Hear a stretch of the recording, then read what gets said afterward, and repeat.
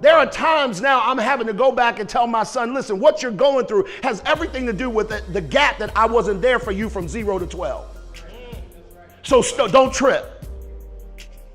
You cutting up, you can't commit, you can't do what needs to be done. That ain't even your fault. Because if I was on my job doing 0 to 12, bro, you wouldn't have that problem, because I would teach you how to be sensitive, how to lead, and how to do what you need to do. So I'm gonna ask you to please forgive me. I apologize, but here's what I'm gonna tell you. Your man about to make a change. Now here's one of the things I learned, parents, listen to me very carefully. Kids do what you do, not what you say. Okay, you cheated, I'm out. You broke the contract. That is true. And by virtue of the contract, you get that loophole to say, I'm done.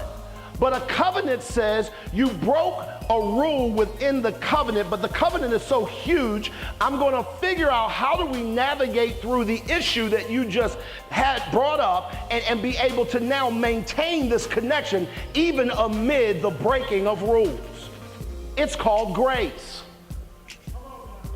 And so God has entered into a covenant with us, not a contract, that says when you sin, when you mess up, I've created a blood covenant that covers a multitude of sin. And so thus it gives you the ability to come boldly before the throne of God, ask for forgiveness, which is available to you out of covenant, not contract.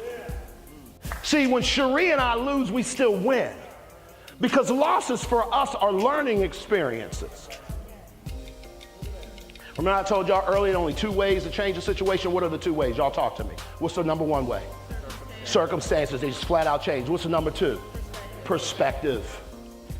You flip your perspective, and I promise you what was funky in the room can become unfunky real fast. It's called air freshener. Hi, my name's Glenn P. Brooks Jr. I'm an author, I'm a speaker, and I'm a coach. My wife and I created an online relationship academy that we call MAPS. It stands for Marriages and Parenting Successfully.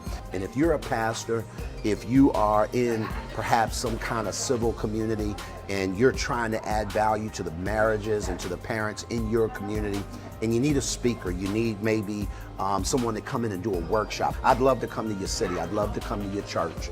And I'd love to be able to help add value to the people that you lead. At the end of the day, here's what I know to be true. We all need some help.